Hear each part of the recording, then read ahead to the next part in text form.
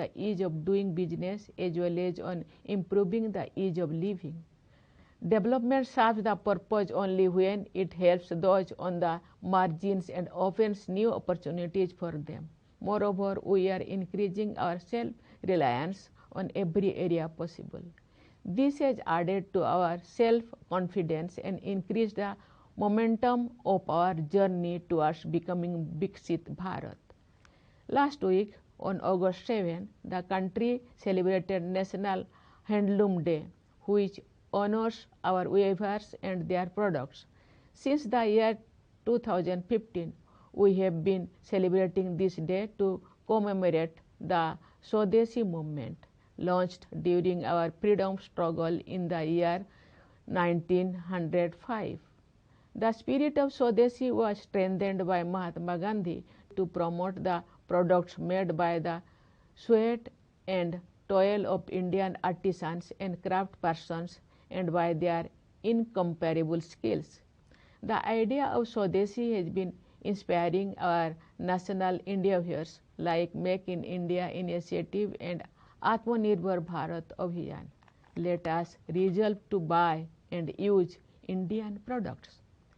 Dear fellow citizens, the all-round economic growth complemented by social sector initiatives has placed India well on the path of becoming a developed economy by 2047. With the nation marching ahead during the Amrit Kal, I see all of us contributing to the best of our ability. I believe there are three sections of society that will lead us on this path: youth, women, and the communities that had for long remained on the margins.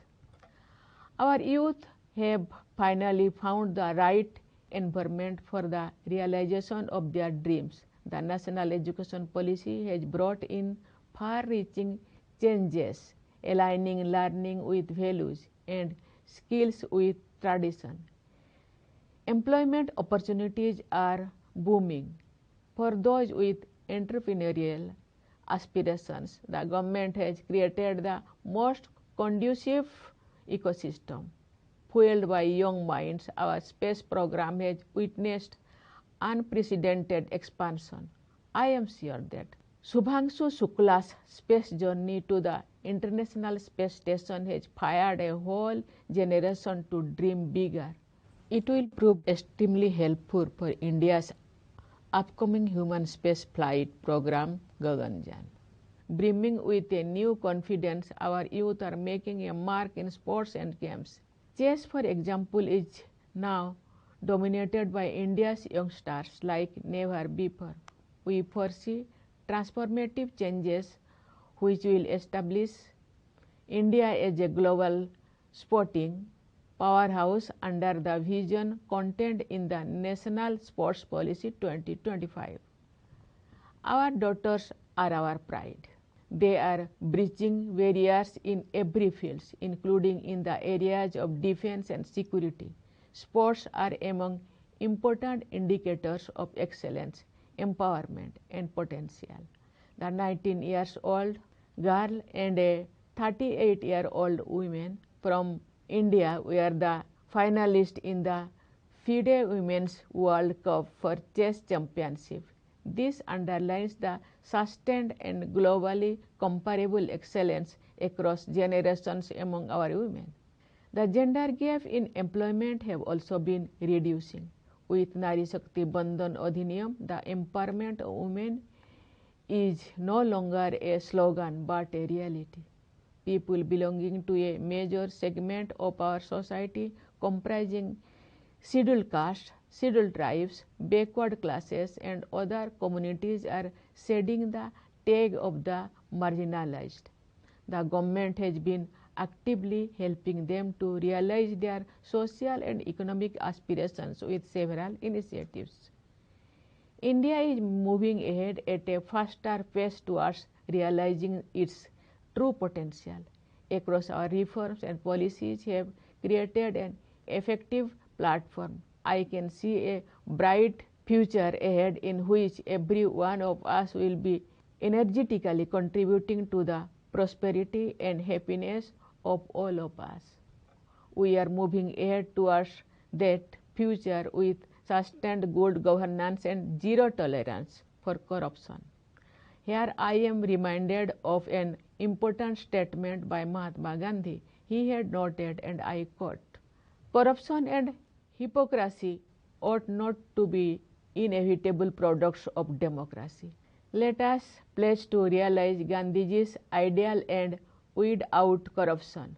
Dear fellow citizens, this year we had to face the scourge of terrorism. Killing innocent citizens on holiday in Kashmir was cowardly and utterly inhuman. India responded in a decisive manner and with steely resolve. Operation Sindoor showed that our armed forces are prepared to meet any eventuality when it comes to guarding the nation. With strategic clarity and technical capability, they destroyed terrorist hubs across the border.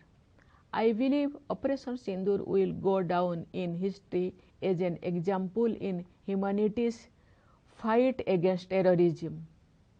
In our response, what was most noticeable was our unity, which is also the most befitting response to those who wanted to divide us.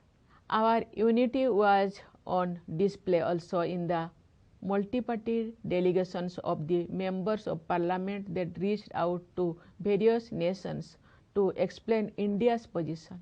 The world has taken note of India's stance that we will not be the aggressor, but we will not hesitate to retaliate in defense of our citizens. Operation Sindoor was also a test case of the Atmanirbhar Bharat mission in the defense sector.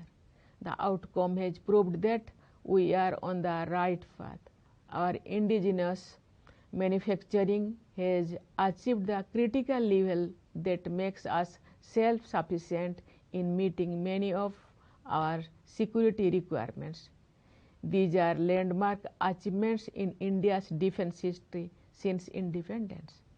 Dear fellow citizens, I would like to take this opportunity to urge all of you to do what you can to protect the environment.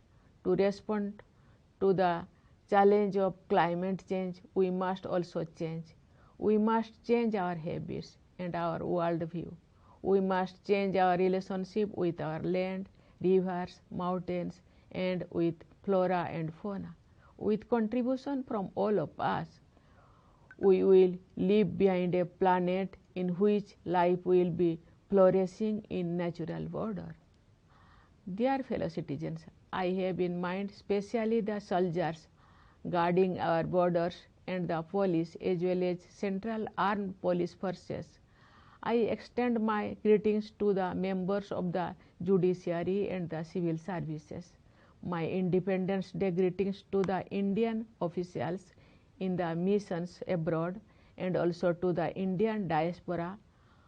I once again extend my greetings for Independence Day. Thank you.